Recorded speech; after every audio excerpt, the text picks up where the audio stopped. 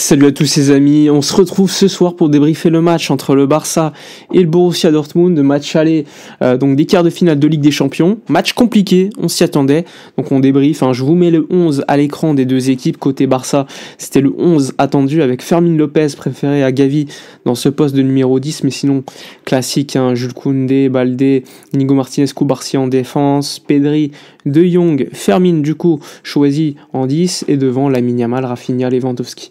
Côté Borussia Dortmund, Niko Kovac a choisi un dispositif différent. On s'attendait à une défense à 3, finalement c'était une défense à 4. Ben Sebaini sur le côté gauche face à Lamine Yamal. Il y avait également en défense centrale Emre Can.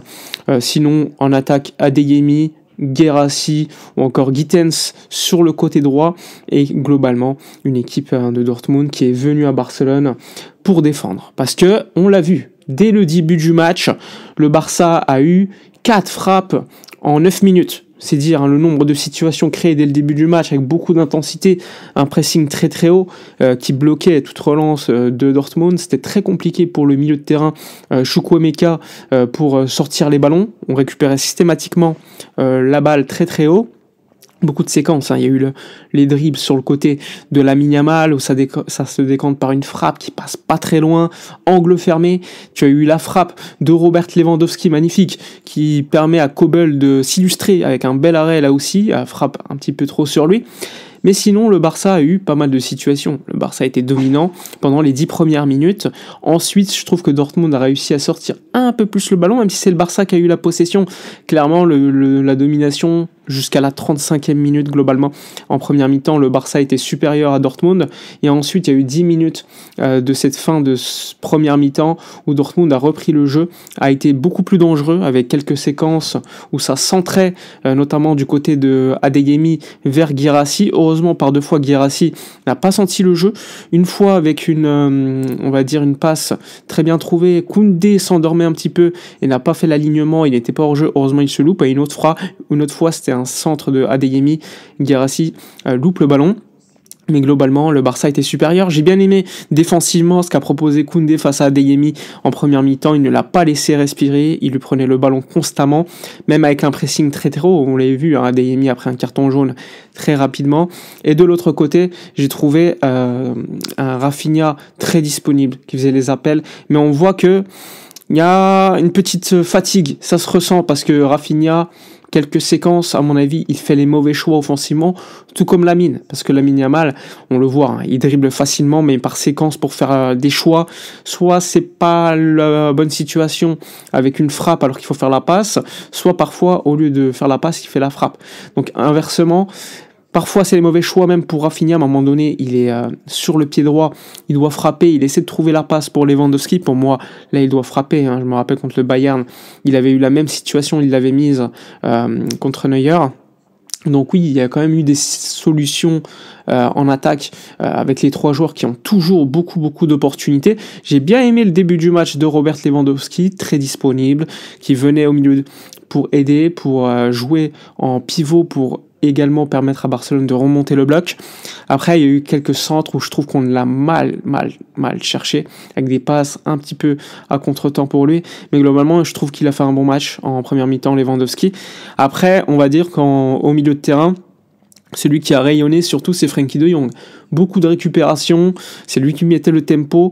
J'attendais un peu plus de Pedri en première mi-temps et un peu plus de Fermín. Fermín qu'on n'a pas suffisamment vu, qui était systématiquement dans la zone à crocodile, c'est-à-dire avec beaucoup de joueurs de Dortmund entre lui et Lewandowski. Mais globalement, on l'a pas assez vu. Et je pense que c'est clairement l'un des postes avec Dani Olmo qui doit vite revenir, où tu peux t'améliorer sur le 11 titulaire. Après, globalement, comme je vous l'ai dit, sur les 45 premières minutes, le Barça était dominant 30 minutes, 35 minutes environ. Et ensuite, les 10 dernières minutes de la première mi-temps, clairement, Dortmund a été beaucoup plus dangereux, sortait un peu plus les ballons. Mais globalement, on ressent que tactiquement, techniquement, le Barça est supérieur à Dortmund. Mais encore une fois, sur un match, 2 matchs, ça ne suffit pas si tu n'es pas efficace. Là, en première mi-temps, tu finis par 1-0 parce qu'il y a une très belle séquence sur un coup de pied arrêté, là aussi, encore une fois, très bien travaillé par les coachs, où c'est Inigo Martinez qui met une tête vers Cubarsí. Cubarsí, normalement, on pense tous que c'est Cubarsí qui marque. Finalement, c'est Rafinha à la limite du hors-jeu qui met le 1-0 pour le Barça en première mi-temps. Mais oui, le Barça est supérieur à Dortmund, mais Dortmund se défend plutôt bien, avec un bloc très bas, qui essaie de jouer sur des contre-attaques. Et oui, c'est leur jeu. Donc c'est un match, classiquement, que tu dois vite régler, parce que sinon, tu peux te mettre en danger, et à l'extérieur, au match retour, ça peut être très compliqué.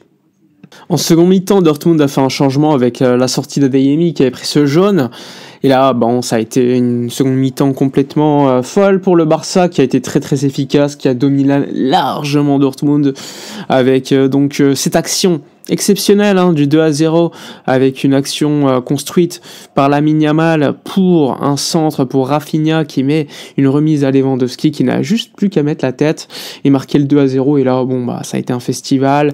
Franchement, ça a été la marée pour Dortmund qui était dans la lessiveuse. Franchement, le 3-0 a mis un peu de temps à arriver, je trouve, parce qu'il y a eu beaucoup de séquences où, franchement, Fermin, il en vendange une ou deux, où ça tape le poteau, ça passe pas très loin, ça pourrait être un 3, 4, 5-0 facilement à l'heure de jeu, quoi. Et finalement, il faudra patienter quelques secondes plus tard avant que le 3-0 arrive, avec encore une fois une magnifique action. C'est construit par Lamine Yamal en contre-attaque, qui trouve une ligne de passe pour Fermin, qui centre pour Lewandowski, qui met le 3-0. Et ensuite, quelques minutes plus tard, le 4-0 va arriver par un but. Là encore, en transition, cette fois-ci, c'est Lewandowski qui fait l'excellent travail pour récupérer le ballon. Rafinha qui met la passe, la deuxième passe décisive du soir pour Lamine Yamal qui va mettre le 4-0 face à cette équipe de Dortmund. Et ensuite, ça a été, on va dire, plutôt anecdotique. On a fait beaucoup de changements. On a vu Eric Garcia, Ferran Torres rentrer, Gavi.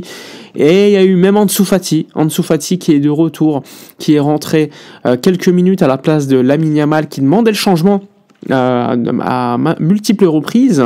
Donc évidemment, on avait un petit peu peur, il courait plus, donc je pense qu'il y avait une gestion de la part de Lamine qui clairement avait probablement mal à l'adducteur, et donc on verra ce qu'il en est, mais ça doit pas être très très grave non plus, puisqu'il continuait quand même à courir.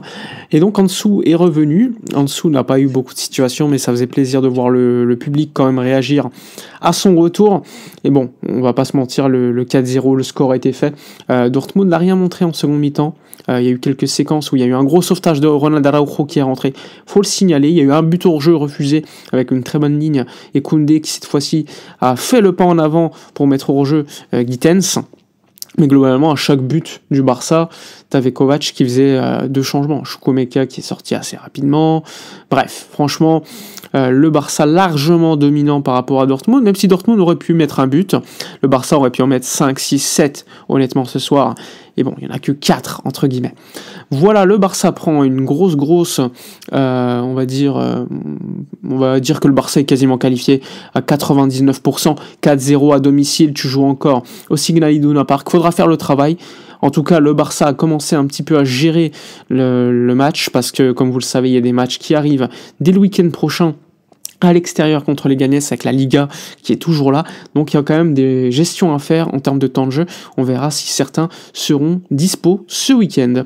Bref, très content, 4-0 à la maison. Et maintenant, grosse option pour la qualif. Bref, dites-moi dans les commentaires votre homme du match, likez, commentez, partagez. Moi je vous dis à la prochaine, et d'ici là, comme d'habitude, portez-vous bien.